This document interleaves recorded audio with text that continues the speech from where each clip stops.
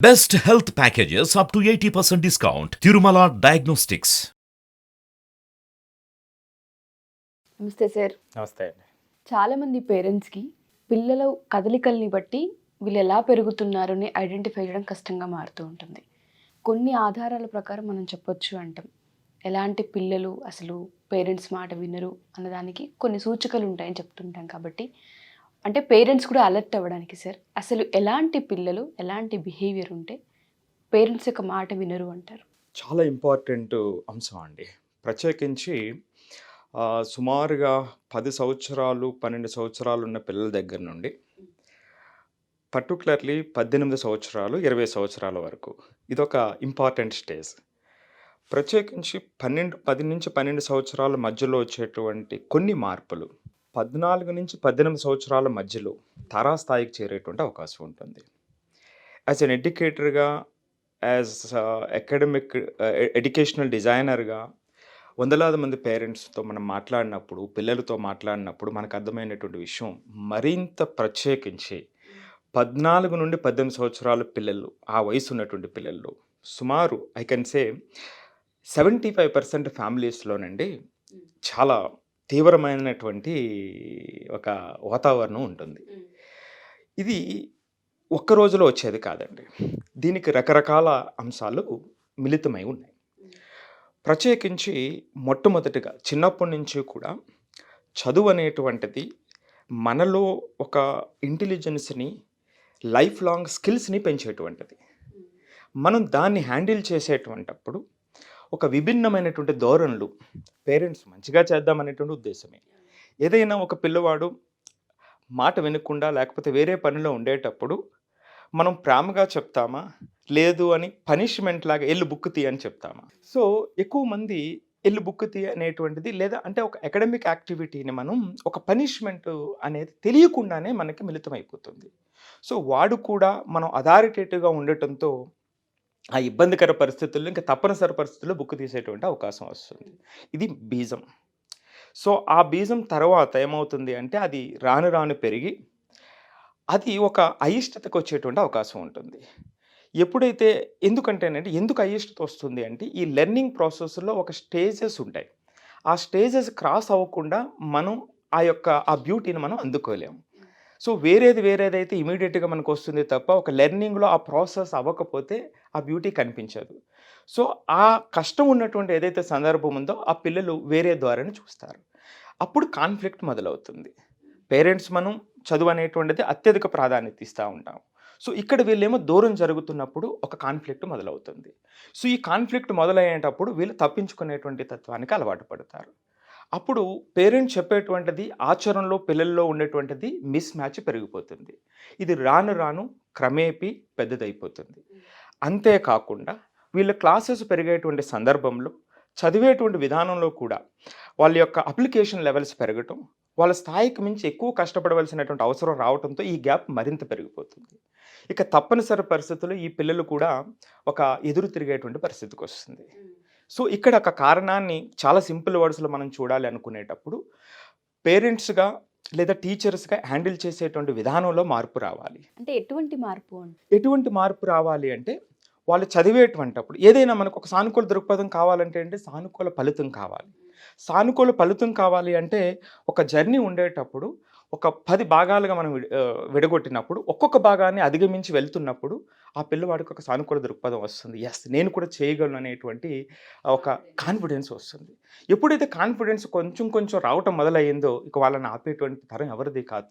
ఎంత ఎత్తుకైనా ఎదిగేటువంటి అవకాశం, ఆ గొప్పతనం పిల్లల్లో ఉంటుంది. సో కాబట్టి ఇక్కడ అంటే ఇనీషియల్గా హ్యాండిల్ చేసేటువంటి విధానంలో మార్పు రావాలండి. సో ఇక్కడ పేరెంట్సు, టీచర్సు ఒక మేరకు టీచర్స్ యొక్క అవగాహన రాహిత్యం కూడా దీనికంటే ఓన్లీ ఒక మార్కులు లేదా ఇయర్ అండ్ ఎగ్జామ్స్ దృక్పథంలో నేరోగా మనం ఆలోచించడం వల్ల అక్కడ మరింత ప్రెజర్ తీసుకొచ్చి అది దూరం అయిపోయేటువంటి పరిస్థితి ఉంది. సో అంటే ఇక్కడ నేను చెప్పేటువంటిది ఏమిటంటే పేరెంట్స్తో పాటు పిల్లలు ఇద్దరూ కూడా భాగస్వాములై ఉన్నారు ఈ సమస్యకి. సో వీళ్ళు ఎప్పుడైతే చేయలేకపోయారో వీళ్ళు అబద్ధాలు చెప్పడం పిల్లలు, సో ఆ గ్యాప్ మరింత పెరిగిపోతుంది. సో అందుకని పేరెంట్సు అట్లాగే టీచర్స్ ఒక కొలాబరేషన్‌తో పిల్లల్ని ఇనీషియల్‌గా ముందుకు తీసుకెళ్ళేటువంటి పరిస్థితి ఉంటే చాలా వరకు ఈ సమస్యకు మనం పరిష్కారాన్ని కనుగొన్నటువంటి వాళ్ళం అవుతాం. ఎదురు తిరిగే అవకాశాలు తగ్గుతాయి అంటారా సార్? ఎదురు తిరిగే అవకాశాలు ఖచ్చితంగా తగ్గుతాయి. ఎందుకు ఎదురు తిరిగేటువంటి అవకాశం వస్తుందండి? మరొక ముఖ్యమైనటువంటి విషయం ఏమిటంటే పిల్లలకు ఒక కంపారిజన్ పెరుగుతుంది. పేరెంట్స్ నుంచి వచ్చే చిన్న తప్పు ఏమిటంటే స్టీరియోఫోనిక్‌గా మనం చెప్పిందే చెప్తాం. సో, సంవత్సరాల తరబడి అదే వింటారు. ఇప్పుడు చూడండి అంటే మదర్‌తో బాగా ఉన్నటువంటి ఎక్కువ గడిపినటువంటి పిల్లలు, ఫాదర్‌తో తక్కువ ఉన్నటువంటి పిల్లలు. సో, మదరు చెప్పేటువంటి దాంట్లో కొంచెం పాటించడంలో అజాగ్రత్త ఉండేటువంటి అవకాశం ఉంటుంది. అంటే అది స్టీరియోఫోనిక్‌గా ఒకేటి రావటంతో దాని వాల్యూ ఆ సెంటెన్స్ యొక్క వాల్యూ పోతుందనమాట వాళ్ళ మైండ్‌లో నుంచి. సో, ఇది ఇటుపక్క ఉన్నట్లయితే, ఇక పిల్లల వైపు నుంచి ఏమిటంటే ఒక కంపారిజన్. సో, అంటే బయటున్న సొసైటీ ఏమిటంటే ప్రత్యేకించి విన్నింగ్ మీదే ఉంది. విజయం మీదే ఉంది. ఆ పాతను వదిలేశారు. సో, ఇక్కడ ఒక కంపారిజన్. అంటే ఫైనాన్షియల్ కంపారిజన్ కానివ్వండి, కంఫర్ట్స్ ఏదైతే ఉన్నాయో ఆ కంపారిజన్ కానివ్వండి, ఫోన్స్ కానివ్వండి, ఏదైనా కానివ్వండి. ఈ కంపారిజన్ ఒకటి పెరిగిపోవటం. అంటే ఈ అన్నీ కూడా మనకు కలిసి ఈ రోజున ఒక స్థాయిలో ఏమవుతుందంటే పిల్లలు నాకిది అందట్లేదు కదా! సో, అది అందటానికి ఎంత పేరెంట్స్ కష్టపడుతున్నారనేటువంటి వాస్తవికత ఆ పిల్లలకి, ఆ పేరెంట్స్ మీద తెలియనటువంటి పరిస్థితి. సో, ఇదివరకు ఎట్లా ఉండేది 20 ఇయర్స్, 30 ఇయర్స్ వాళ్ళకున్నటువంటి పరిస్థితుల్లో పిల్లలు కూడా అర్థం చేసుకునేటువంటి వ్యవహారం ఎక్కువ ఉండేది.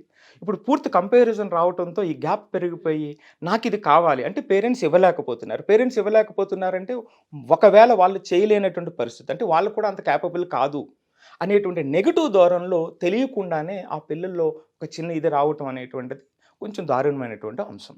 యెస్. సో, ఆ వాస్తవికతని పిల్లలకి మనం తెలియచేసినప్పుడు అది ఆటోమేటిక్‌గా తగ్గిపోతాయండి. ఏదైనా పరిస్థితులను ఎక్స్‌ప్లెయిన్ చేయాలి అంటారా? సో, అందుకనే వాళ్ళకి ఒక బాధ్యత ఇవ్వాలి పిల్లలకి. ఎటువంటి బాధ్యత అంటే ఇప్పుడు చాలా వరకు మనం పిల్లలు ఏంటంటే ఎటువంటి ఇబ్బంది కలగకుండా చూడాలని అనుకుంటాం. సో, అది కొంతవరకు తప్పు. ఎందుకంటే ఇప్పుడు సపోజ్ ఫర్ ఎగ్జాంపుల్ ఏదైనా షాప్‌కి వెళ్ళినప్పుడు పిల్లల్ని లీడ్ చేయనివ్వండి. లేదా ఇంట్లో చిన్న ఫంక్షన్ జరుగుతున్నప్పుడు 2 వ్యవహారాలు ఆ పిల్లలకి అప్పచెప్పండి. కొంత అమౌంట్ ఇచ్చి నాన్న ఇది అనేటువంటిది వాళ్ళ చేతే ఒక లీడర్‌షిప్‌ని తీసుకురానివ్వండి. బాధ్యత పెరుగుతుంది. సో, ఆ ఉన్నటువంటి అమౌంట్‌ని ఎలాగా సర్దుకోవాలనేటువంటి ఒక అలవాటు అనుకోకుండానే వాళ్ళలో పెరుగుతుంది. సో, ఆటోమేటిక్‌గా అర్థం చేసుకునేటండి. అచ్చా! సో, అంటే ఈ 1000 రూపీస్‌లో ఈ 10 రూపీస్ తగ్గితే నేను అది కొనలేను. సో, దాన్ని మనం అడ్జస్ట్ చేసుకోవాలి అనేటువంటి వాస్తవికతకు వస్తుంది. సో, ఆ లీడర్‌షిప్ వాళ్ళకి ఇవ్వాలి. తెలీదు చిన్నపిల్లలు 20 సంవత్సరాలు వచ్చిన, 30 సంవత్సరాలు వచ్చిన చిన్నోడు తెలీదు అనేటువంటిది అమ్మ లేకపోతే అమ్మమ్మ చెప్పేటువంటి మాటలుంటాయి. సో, అట్లా కాకుండా వాళ్ళని ఇండిపెండెంట్‌గా చేసినప్పుడు అర్థం చేసుకునేటువంటిది వచ్చి ఆటోమేటిక్‌గా నిన్నటి వరకు చూసిన మన పిల్లవాడైనా ఇంత చక్కగా ఉన్నాడు అనేటువంటి ఒక ధోరణి ఆ చిరునవ్వు పేరెంట్స్‌లో కనిపించేటువంటి అవకాశం తప్పనిసరిగా ఉంటుందండి. Thank you sir. మీరన్నట్టుగానే వాస్తవ కోణాలను ఎప్పుడైతే పిల్లలకి దగ్గర చేస్తూ ఉంటుంటామో, ఎదురు తిరిగే కొన్ని పనులు, చర్యలు ఏవైతే ఉంటాయో ఆగిపోతూ ఉంటుంటాయి. సిచ్యుయేషన్స్ తెలియనప్పుడే పిల్లలు క్వశ్చనింగ్ చేస్తూ ఉంటారు. ఆ ప్రాసెస్‌లోనే వయసు పెరిగే కొద్దీ కొన్నిసార్లు ఎదురు దెబ్బలాడుతూ ఉంటుంటారు. Exactly. Thank you sir. Thank you so much. So, ఎవరైనా పేరెంట్స్ మన ఈ ఎపిసోడ్ చూసిన తర్వాత పర్సనల్గా కౌన్సిలింగ్కి తీసుకురావాలి అనుకుంటే, ఎందుకంటే తెలియకుండా కొంత ప్యాటర్న్ అలవాటు పడిపోయి ఉంటారు వాళ్ళు. ఆ ప్యాటర్న్కి సంబంధించి వాళ్ళ పెంపకంలో కొన్ని మిస్టేక్స్ జరుగుతూ ఉంటుంటాయి. ఆ ప్రాసెస్లో పిల్లల మాట వినకపోవడం, ఎదురు తిరగడం, లేదా ఇంకేమైనా అడిక్షన్స్ ఉండడం జరుగుతూ ఉంటుంది. మనం కౌన్సిలింగ్ చేసే అవకాశం ఉంటుందా వాళ్ళకి? తప్పకుండా ఉంటుందండి. ఖచ్చితంగా అందరికీ కూడా చిన్న చిన్న మార్పులు చేస్తే ఆ బాల్యం ఎంతో మధురంగా పేరెంట్స్‌కి, పిల్లలకి తీర్చేటువంటి విధంగా చిన్న చిన్న మాటల్లో చిన్న చిన్న మార్పులే ఒక పెద్ద పెద్ద ఫలితాన్ని ఇచ్చేటువంటి అవకాశం ఉంటుంది. Thank you sir. Thank you so much.